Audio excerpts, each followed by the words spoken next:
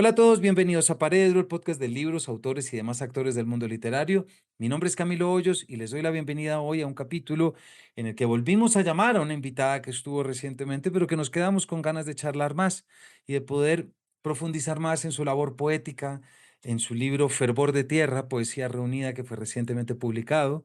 Y bueno, y muchas otras que compartimos porque nos conocemos de hace rato. Me refiero a la poeta colombiana Andrea Cote, quien publicó en Tusquets precisamente Fervor de Tierra, poesía reunida, que cubre sus libros de poemas Puerto Calcinado del 2003, La ruina que nombro del 2005, En las praderas del fin del mundo del 2019, Chinatown a toda hora, libro objeto en construcción del 2011, otros poemas en 2020 a 2023 y algunos otros. Un capítulo en el que nos gusta siempre traer la poesía, porque como escucharán que decimos al final, la poesía es como una piscina de agua fría en la que uno no tiene que tener el miedo y se tiene que lanzar para que en los instantes posteriores se empiece a ver cómo los músculos se relajan y la conexión es distinta. Andrea Cote es autora de los libros de poemas Puerto Calcinado, La ruina que nombro, En las praderas del fin del mundo y del libro objeto Chinatown a toda hora. Ha publicado además los libros en prosa Una fotógrafa al desnudo, biografía de Tina Modotti y Blanca Varela o La escritura de la soledad. Compiló la antología de mujeres poetas colombianas Pájaros de Sombra del 2019. Es doctora en literatura hispanoamericana de la Universidad de Pensilvania y ha obtenido los reconocimientos Premio Nacional de Poesía de la Universidad Externado de Colombia en el año 2003, Premio Internacional de Poesía Puentes de Estruga en el 2005, Premio Città de Castrovillari Prize en el 2010, Aporto Incenere, versión italiana de Puerto Calcinado y International Latino Book Award en el 2020, a la mejor antología poética. En 2015 apareció la versión francesa de Puerto Calcinado. Otros textos suyos han sido traducidos al inglés, alemán, catalán, italiano, portugués, macedonio, árabe, polaco, griego, ruso y chino. No olviden que Fervor de Tierra, Poesía Reunida, así como todos los títulos, los pueden conseguir por Busca Libre, la librería online más grande de Latinoamérica, con un catálogo de más de 5 millones de ejemplares, y este libro lo pueden empezar a leer muy rápido porque les puede llegar a sí mismo. Y no olviden que este capítulo, como todos los demás, ha sido editado por Natalia Latorre. Sin mayores preámbulos, bienvenidos a un capítulo sobre la poesía y la vida. Andrea, en primer lugar, bienvenida de nuevo a Paredro. Hola Cami, ¿cómo estás? Gracias por invitarme otra vez. No, muy contento además porque como ya la audiencia seguramente oyó nuestro capítulo, estuvimos en la Filbo, pero a veces pasa que quedan temas faltando por hablar y es mejor volver a ellos pronto que tarde. Entonces por eso te agradezco mucho que nos estés acompañando de nuevo. Hay una cosa, André, con lo que yo quiero arrancar, y es una imagen que tengo de una presentación de un libro al que no pude ir porque vivo en la montaña y a veces se me dificulta, pero recientemente tu poesía reunida tan bonita en Tusquets, Fervor de Tierra, no solamente el prólogo lo hizo Piedad Bonet, sino que también estuviste hablando con Piedad Bonet y te hizo la presentación del libro.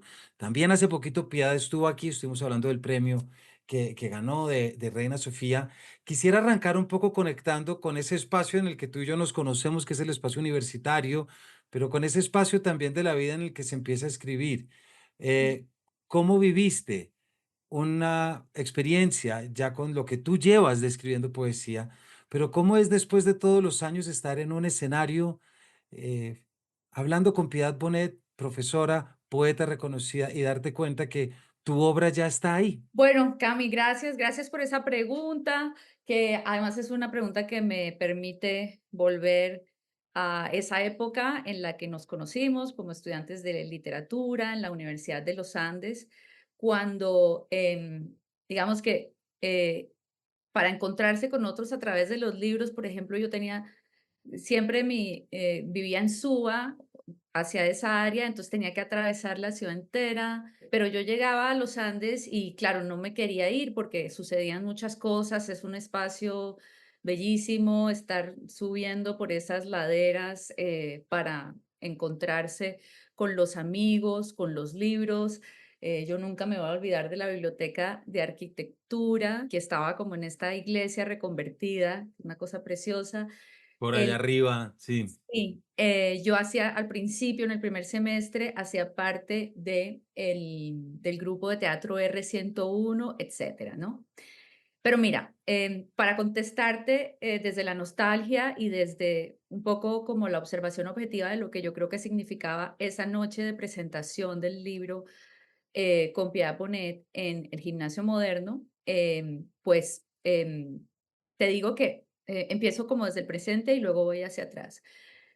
Para mí, publicar esta obra o esta poesía reunida, al principio fue un poco escalofriante porque cuando me dijeron que lo hiciéramos, yo pensé que me estaban como ofreciendo jubilación anticipada o algo así. Yo decía, no, pero, o sea, como yo todavía tengo mucho por vivir. O sea, pero luego pensé que una de las cosas que estamos haciendo en el presente es repensando estos ejercicios de qué son las antologías, qué son las compilaciones y cómo en lugar de ser monumentos, porque ya digamos que hemos llegado a un acuerdo entre lectores y gente que está participando en la discusión de por qué hacemos lo que hacemos, de que no hacemos libros para detener las cosas o para cerrar conversaciones, sino para lo contrario, ¿no? Entonces yo que, por ejemplo, he estado pensando, repensando mucho el gesto de las antologías desde que hace unos años hice un par de antologías eh, eh, y siempre pensando, uy, hacer antologías es como odioso porque son como listas que parten del presupuesto de la exclusión. Pero al hacerlo dije, ¿pero por qué? Porque yo tengo esa idea, porque yo no puedo también repensar el mismo gesto de la reunión. Entonces me gusta, por ejemplo, si yo volviese a trabajar en una antología, creo que sería muy clara sobre, es el gesto de reunir cosas y de hacer como todo el mundo o como todos los escritores deben hacer, pues linajes, mapas, como hacemos de manera inconsciente y consciente. Entonces, me quedo en la palabra reunión porque yo dije, nada, es una reunión. Este libro es una reunión de un relato que yo he estado contando a través de diferentes etapas y momentos, pero también de manera pues muy natural, el libro también se convirtió en una reunión de personas y de recuerdos. Entonces, para mí era súper importante que Piedad hiciera parte de esto, porque yo nací y crecí en la provincia de Barranca Bermeja o en la ciudad de Barranca Bermeja, distrito cultural y turístico, biodiverso, como le llamamos ahora, y llegué a Bogotá para estudiar literatura. Eh, Casi como un personaje del siglo XIX, en el sentido en el que me faltaba la ropa apropiada porque yo venía de todo este calor, o sea, como me acordaba, ahora no sé por qué me acordé de Rastignac, que no tenía guantes y esto era como lo más importante que le pasaba. Eh, entonces eran como los Y moneda para ir en carruajes y no ensuciarse las botas, sí, sí. Claro, exacto. Llegar a la ciudad de Bogotá y saber que iba a tener como profesora a una de las poetas que yo más admiraba y que había leído, digamos, de una manera consciente, pues era maravilloso y apabullante. Me acuerdo que entré a una de las clases de Piedad, yo ya escribía poesía y quería mostrarle lo que hacía. eh, y ella desde el principio fue muy generosa y muy honesta conmigo. Digamos que yo he tenido siempre una relación con ella que se basa en una honestidad demoledora, donde ella me dice exactamente lo que piensa, que creo que es algo que es una característica de los grandes poetas, ¿no? Como no tenerle, o sea, no esconderse jamás de lo que podría ser las características de la verdad o las sentencias de la verdad. Em, Pasaron los años, claro, esto lo digo porque esos poemas que yo escribía en ese momento, ella me los criticaba durísimamente. Pasaron los años y siempre seguí en las clases de piedad hasta que en cierto momento cuando publiqué mi primer libro de poemas, que fue el resultado, la publicación fue el resultado de haber obtenido el premio de la Universidad Externado de Colombia. Piedad me dio un comentario para la contratapa del libro y fue como la primera vez en que esa relación cambió a una relación de autorización, ¿no? Porque para mí era muy importante reconocerme en un linaje que tuviera que ver también con las mujeres poetas. Y por eso, en esa reunión en la que em, de presentación de este libro, el evento al que te referiste, en la que no solamente venía del pasado Piedad, sino otra serie de personajes, escritores, amigos, familiares, colegas, o sea, mucha gente con la que yo escribí esos libros que están reunidos en Fervor de Tierra, porque yo, una de las premisas que rige mi vida es que yo siempre he entendido, y por eso hago lo que hago como profesora de escritura creativa, la escritura como un hecho comunitario. Desde que yo descubrí que uno no tiene que estar solo para escribir, decidí que la literatura sí era el camino al que yo le iba a dar toda mi energía, porque yo descubrí la poesía en soledad, ¿no? Cuando Pessoa, leyendo a Pessoa, que decía: "Ser poeta no es una ambición mía, es mi manera de estar solo". Pero en el camino, y con esto termino esta respuesta larga, al que en el camino del que he hecho conciencia a partir de esta reunión de poemas, que es Fervor de Tierra, pero que también es para mí una reunión de personas, una reunión de memorias, una reunión de relatos, etcétera, me he dado cuenta de que este, este viaje no ha sido solitario, no podría haber sido solitario, a lo sumo podrá ser una reunión de soledades. Pues qué bonito, André, muchísimas gracias. Dices algo que es muy bonito, lo de la escritura como un hecho comunitario. Ujú. Recuerdo una entrevista que le hacen a Juan Bennett, al escritor español, y Mm. la periodista le dice, pero señor Juan, que la escritura, que es lo difícil y lo solitaria y lo tal, y él se le abre los ojos con sus respuestas siempre bien irónicas y decía, no me vengas a decir eso, dice, duro, duro es usar la pica en la mina. Duro Claro. es ser minero, duro es el trabajo de mano. Esto no tiene nada que ver. Y de alguna manera refutando esa idea de lo solitario que también se vende mucho, ¿no? La Sí. escritura como el refugio, como si la escritura fuera una torre sin ventanas, mirando afuera, Ujú. ¿verdad? Sí. Ya que arrancamos por este R101 y por la biblioteca, y tú estás ahorita hablándonos desde El Paso, recientemente fuiste nombrada además directora de la de maestría online de escritura creativa. Entonces, tú siempre has estado en el mundo académico, pero quiero más que académico decir pedagógico, que me Mm. parece que es distinto. ¿Cómo sientes tú que tu poesía se volvió comunitaria con la experiencia universitaria primeriza y después cómo la continúas siendo profesora y guiando a los demás? Porque mucha gente cree que todavía que lo académico y lo creativo no van y que uno mata a otro. Recuerdo esa gran frase de Sobremesa, el crítico en ti mata al poeta, que le dicen a Fernández. Y yo creo que no. Yo creo que hay otros. ¿Cómo ha sido tu experiencia a lo largo de tu obra, André, para poder saber hasta qué punto lo académico teórico debe entrar en ti para generar lo poético? Una respuesta muy breve para empezar, digamos, sería que yo creo que la actividad creativa, cuando se mezcla con el ambiente académico, tiene que resistir la presión que siempre ejerce el mundo académico presentando la escritura, el discurso y el saber como un asunto de élite intelectual, un asunto del pasado, un asunto que requiere iniciación y básicamente algo que ya sucedió, donde todo lo mejor ya ha sucedido.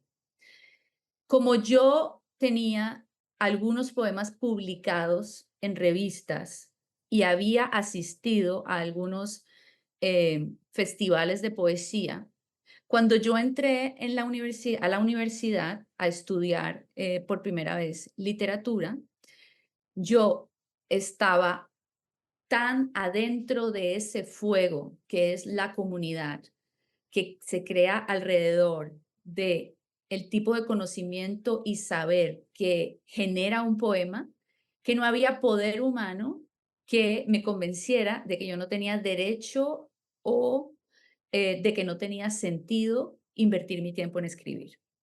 Yo tenía una relación con la escritura de placer, de realización, casi una experiencia corporal. Es como cuando tienes un amor que la gente te dice que no te conviene, pero tu cuerpo no se quiere enterar de eso. Muy bien dicho. Entonces Sí. yo seguía escribiendo, pero lo que escuchaba todo el tiempo era, mecanismos de codificación de lo que quiere decir hacer libros o hablar de libros, que parecían casi diseñados para desanimar a la gente para que escribiera, ¿no? Yo ahora, claro, en la época en la que yo empecé a estudiar literatura, pensar en un programa de escritura creativa como aquel en el que yo ahora trabajo, creo que no solamente era un poco difícil, sino que además podía ser una noción de desprestigio. Todavía se hacían aquellas preguntas un poco básicas y ya superadas de, pero sí se puede enseñar a escribir, pero sí el escritor es alguien que se pueda hacerse, etcétera, ¿no? La destrucción de esos mitos de que los escritores son personas que nacen, que hay unas ciertas edades para publicar, por ejemplo, una primera novela, que alguien que tiene cierta profesión o cierto bagaje cultural, social o intelectual puede o no puede ser determinado tipo de artista.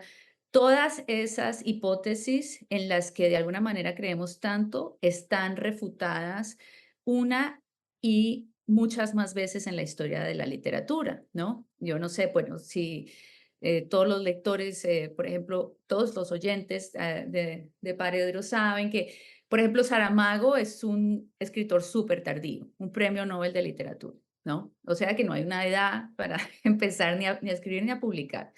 Eh, Rulfo es un escritor escueto y nuestro gran poeta colombiano, Aurelio Arturo, nos cambió la cabeza y la música para siempre con un solo libro. Es decir, todos los preconceptos están. Entonces, este de que la academia y la creación no pueden estar juntas, yo creo que también ha sido refutado. Y sobre todo ha sido refutado porque también la academia ha tenido que transformarse, ¿no? Fíjate que en este momento yo estoy leyendo un libro de Bell Hooks que se llama Feminismo para Todos y dice una cosa muy bonita, que es que siempre soñó, porque ella es una gran intelectual, doctora, etcétera, y siempre soñó con que existiera un libro que permitiera pensar el feminismo no como otra temática de salones de clase donde solamente se enteran los expertos, pero como nunca encontró un libro donde que le pudiera ayudar a poner el conocimiento que es de todo el mundo en manos de todo el mundo, pues se sentó y lo escribió, ¿no? Entonces, yo fui muy resistente, pero además encontré muchas personas en mi camino, una de ellas tú mismo y tantos amigos con los que compartíamos lecturas y pasión por la escritura y con los que, por ejemplo, hacíamos lecturas de poesía. Es difícil para cualquiera pararse frente a los demás y decir, ahora yo quiero hacer parte del linaje de la literatura también. Y este es mi libro. Es difícil porque, como lo dice Roland Barthes en la preparación de la novela, todos empezamos escribiendo como imitadores, porque leemos algo y decimos, yo quiero hacer esto, que yo quiero que se pueda, yo quiero volver, yo quiero entrar aquí, yo quiero hacer parte de esta sensación, de este fuego, ¿no?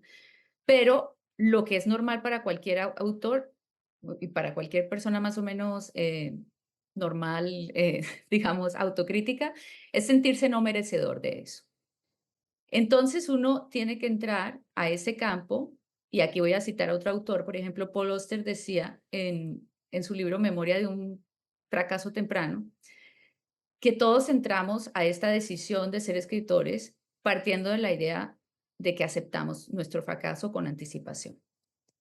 Y de que aún así, de que aunque nos dicen que no lo vamos a lograr, que es muy difícil, que la literatura ya fue, que este es el concepto que yo más combato y al que más me resisto, porque yo lo que siento siempre con la literatura es que la literatura está por empezar. Eso es lo que a mí más me gusta decir. Muy bonita esa frase. te cuento, me parece muy linda. Sí, lo mejor está por venir, está por empezar. Entonces, Paul Auster decía, cuando yo empecé a ser escritor, todo el mundo me dijo que iba a fracasar, que ya no, que ya para qué, que, o sea, que muy difícil. Y yo dije, listo, lo acepto. Aún así quiero quedarme. Y otra vez es como un mal amor, ¿no? Aún así quiero. Bueno, primero, gracias por incluirme entre esas, porque sí, fue muchas tardes y muchos tintos en Ipo. ¿Te acuerdas ahí en los Andes hablando en huecos? Y sé que muchos de los que nos están escuchando, el tinto valía 700, 800 y uno llegaba con un billete de 20.000 y no se lo vendían, no se lo vendían. Eso es lo que es la parte comunitaria de cómo romper ese billete o cómo se pedían 5 tintos al mismo tiempo. Y cuando digo tinto, para los de afuera me refiero a cafés Claro. o americanos. Estás diciendo algo muy bonito, Andrea, y es como por donde quería que arrancáramos, y es formar parte del linaje literario de una tradición, ¿no? Es decir, de un país, porque ya le ponemos como, no, de Sí. una tradición, de un grupo de personas que se han escrito y que se han leído. Tú arrancas con Puerto Calcinado tan temprano como en el año 2003, Sí. ¿cierto? 5 o 6 libros después ya tenemos Fervor de Tierra. ¿Qué pasó? ¿O recuerdas tú el momento? Es que no quiero decir, no quiero ponerlo tan pomposo porque no quiero volverlo, quiero que lo tengamos en la realidad, pero Mm, cuando tú, ¿qué sentiste en el momento en el que tú empezaste a darte cuenta, pues que estabas entrando en ese linaje, que te estaban leyendo? Y que te estabas comunicando, que yo creo que eso es lo más importante. No quiero decir volviéndote famosa, porque le quitamos la importancia. El momento en el que tú te diste cuenta, oiga, mis poemas hablan. Yo aquí tengo un par que quiero leer y son ujú, poemas tempranos tuyos que yo los encuentro llenos de sentido, llenos ujú. de comunicación. Cuando tú entendiste eso, ¿hubo algún cambio? Pues sí, claro que sí, porque lo que, digamos que lo que marca la diferencia entre ser alguien que escribe y que tiene una relación con la escritura, que es la relación más sagrada que hay, que es la escritura es una manera de hablar con uno mismo y nos pertenece a todos. Y se está pensando esta relación, digamos, desde Platón, porque la gente escribe para recordar, por ejemplo, pero luego empieza a escribir y se da cuenta que también escribe para olvidar. Y esas cosas lindísimas que son de la relación como sagrada con la escritura, ¿no? Entonces, cuando yo como escritora joven y como estudiante de literatura, yo me acuerdo haber sacado las fotocopias del manuscrito de Puerto Calcinado. Creo que me las pagó Juliana Martínez, mi amiga. Estoy casi segura porque yo no quería mandar el libro porque tenía que mandar en esa época, había que mandar 5 copias anilladas, no sé qué tal. Era carísimo tratar de ser escritor. Hoy en día, gracias a Dios, gracias, Dios bendiga el PDF y el progreso y los envíos por internet. Pero en esa época era una inversión y creo que sí fue una inversión de grupo, estoy casi completamente segura. Entonces, yo mandé este manuscrito basándome en una hipótesis que, clara, que era, yo tengo algo que decir o esto que he escrito puede tener una importancia para alguien más. ¿No? Que es como lo que faculta ese gesto de querer pasar de lo privado a lo público. Yo en ese momento no pensaba en la profesionalización de la escritura, ni en es que quiero llegar a ser un escritor famoso, porque yo siempre supe que sería poeta, lo cual tú sabes que no es compatible con vivir de la escritura. Entonces, cuando yo obtuve el premio de la Universidad Externado de Colombia, pasó algo más. Digamos que el premio, como todos los premios, son golpes de suerte, coincidencias, sincronías, pero para alguien como yo, que creció en la provincia, que no tenía otros mecanismos de legitimación, porque yo crecí en una ciudad donde en esa época no vivía ningún escritor, donde el signo de la gente era irse, donde no había librerías, eventos culturales, o sea, ¿cómo me podía yo legitimar, cómo me podía yo hacer escuchar?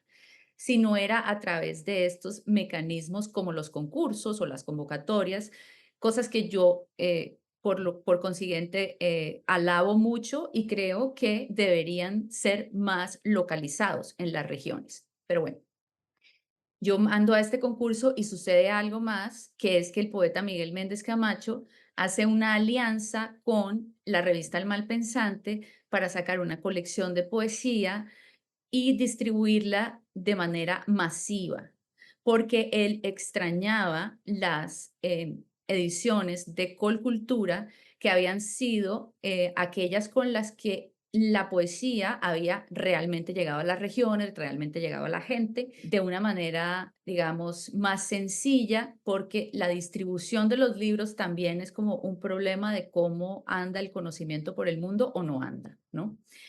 Entonces, el libro El Puerto Calcinado se publica en una edición muy pequeñita, digamos, de muy bajo costo, pero en un tiraje de 12.000 ejemplares, lo cual es casi lo que, o sea, yo nunca, creo que todos los otros libros que yo he publicado no juntan 12.000 ejemplares, o sea, era apabullante. Y esto no es lo normal, ¿no?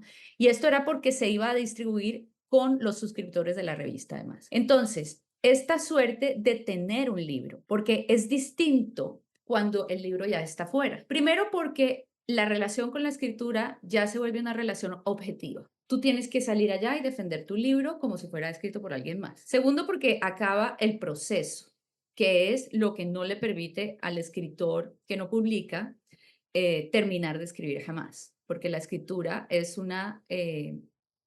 es un objeto imperfecto, siempre, por la naturaleza del lenguaje, ¿no? Eso lo sabes bien tú, lo sabes de manera académica, pero también todos lo intuimos. Nunca se termina de encontrar la palabra perfecta para hablar de eso que queremos expresar. Entonces, tener tu libro te permite tener una relación distinta con el oficio y es una relación además pues de desparpajo también. Fíjate que Paul Valéry, a mí me encanta su frase, él dice, no hay libros terminados sino abandonados. Y te permite pasar a lo siguiente, ¿no? Entonces, cuando yo podía decir, bueno, tengo a Puerto Calcinado, yo me sentía como una autora, ¿sí?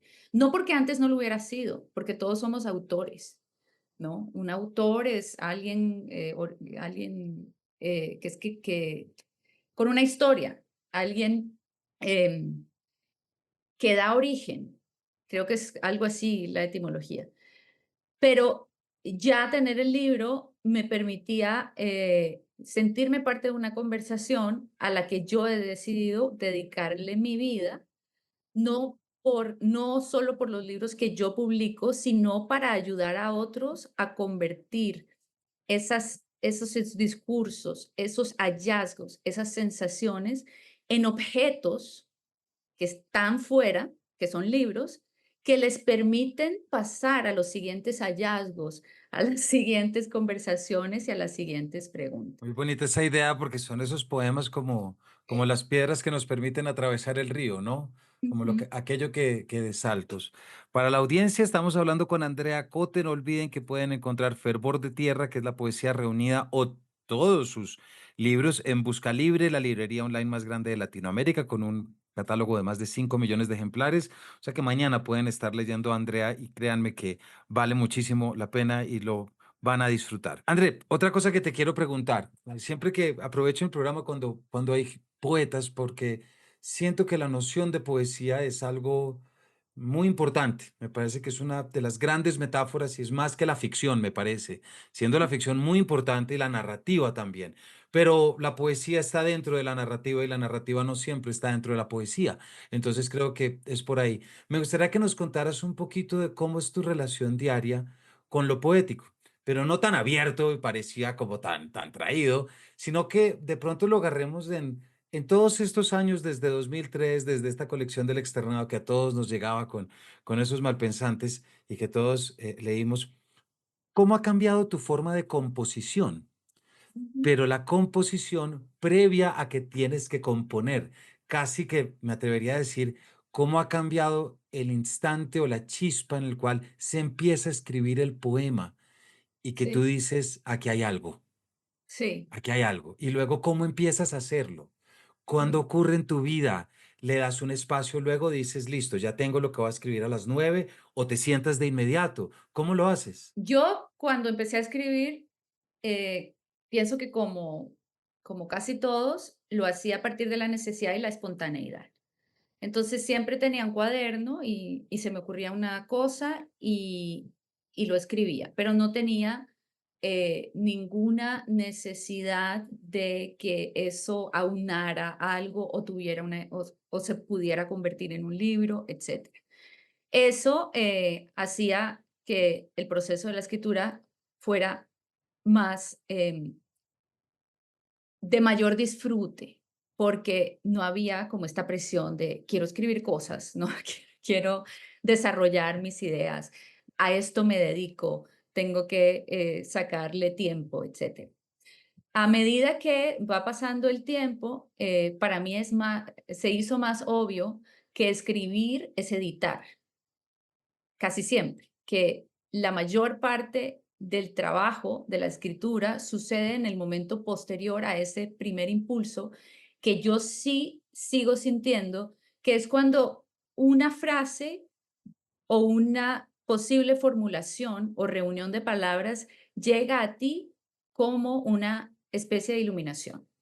Tú dices, no sé, descubres una combinación, descubres una apreciación, algo que tiene como un brillo especial, pero solo te llega a eso. Y dices, tengo que buscar un contexto que es básicamente un poema para meter este verso. Entonces, mucho de lo que yo hago es posterior, quitando, poniendo, sobre todo leyendo los poemas en voz alta, porque la lógica de un poema, en mi opinión, viene de su música y de la apelación que hace la poesía a esa, digamos, a entrar en ciertos ritmos de los cuerpos, porque si un poema quiere que tú sepas algo, siento yo que lo que tiene que hacer es ponerte a respirar con él.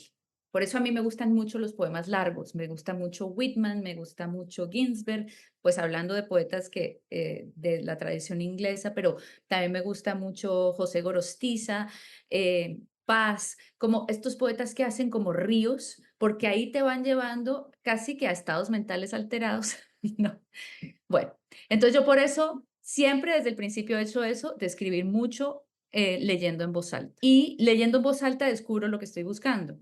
Ahora bien, en el último periodo de mi vida, digamos los últimos 10 años, cuando me dedico básicamente a dictar talleres de poesía, he entendido el valor de escribir de manera constante y disciplinada.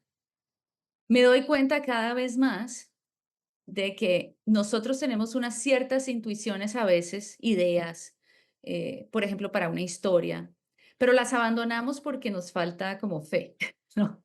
Para llegar al final de ese trayecto, porque es como escribir, por ejemplo, una breve historia o un poema.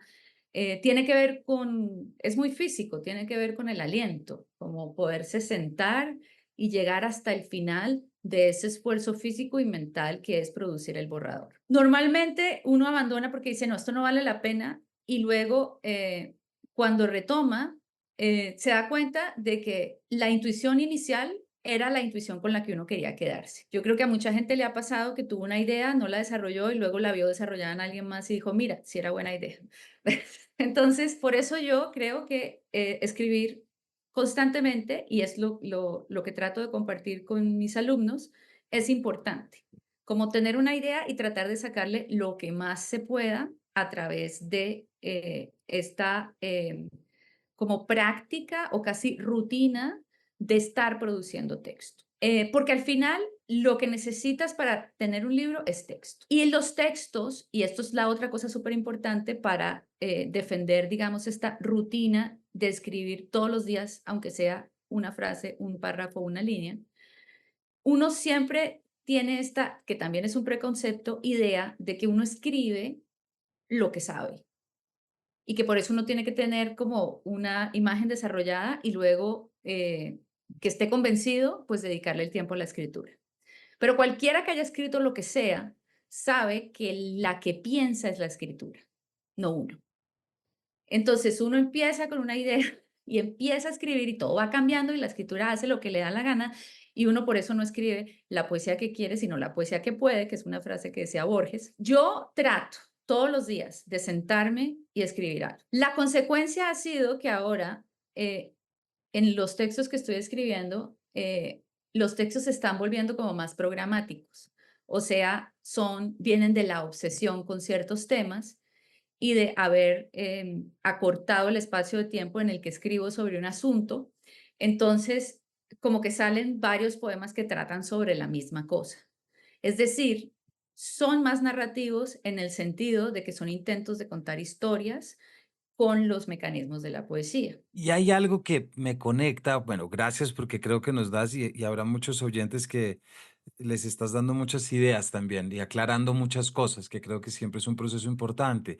En medio que nos estás contando esto de las obsesiones que tienes, tú vives en El Paso y ya eso es un nombre bastante particular, ¿cierto? En El Sí, Paso, Texas, estás en zona fronteriza, estás sí. en, como hablábamos, en este Finiterray, que ya decíamos, también vives en un espacio en el que el español y el inglés confluyen desde la migración y pues no podemos negar que llevamos ya en los últimos años con un trompismo y con muchas cosas que tiene que ver con el español y con lo migrante.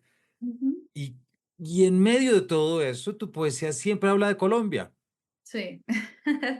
Sí. ¿Cómo ocurre eso? ¿Cómo permites que eso salga de ti de una manera tan natural en la que sabes que puedes escribir sobre Arizona, sobre Key West, sobre El Paso, ¿cierto?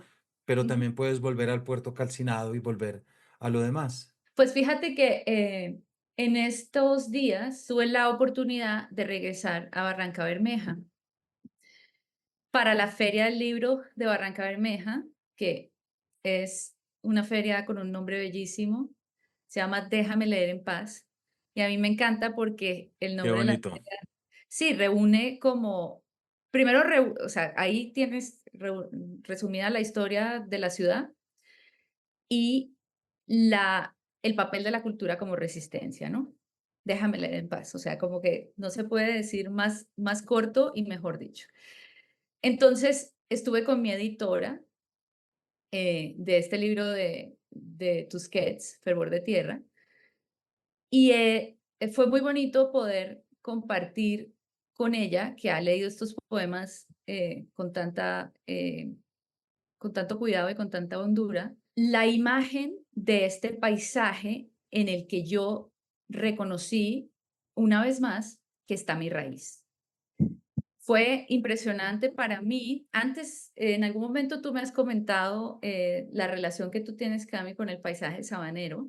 Yo pienso que para mí este paisaje del río, del puerto, de la, digamos, de la manga, de esta vegetación agreste que tiene el Magdalena Medio, que es muy verde, pero, pero pero sí, pero dura, es para mí una raíz. Es como yo reconocí y fue un gran alivio recordar que a pesar de vivir en la diáspora, tengo un lugar con el que me identifico, un lugar en el que yo crezco. Además, muy bonito poder haber dicho y haber mostrado que mi raíz es un río, porque realmente la imagen más poderosa ahí era el río. Ahora bien, por cosas que hace la vida, que es una narradora también muy curiosa e irónica, le encanta ah, como hacer como maromas con las casualidades.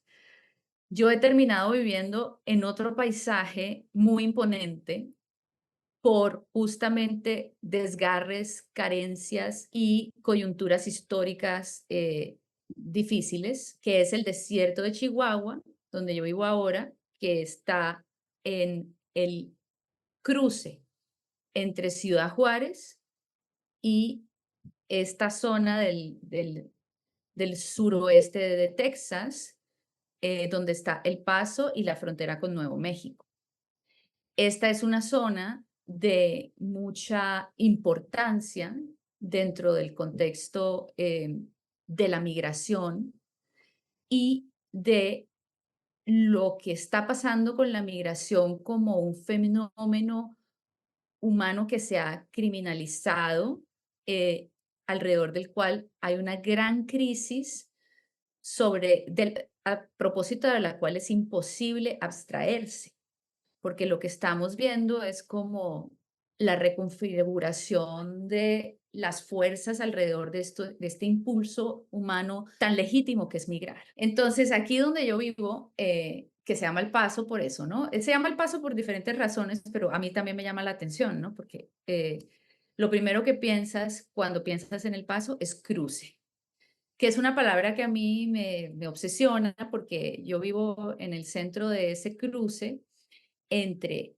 culturas, lenguas, nacionalidades, como formas de legitimarse frente al Estado, etcétera. Pero lo que yo veo cuando lo trato de expresar en el paisaje, que siempre para mí ha sido la manera de pensar las cosas.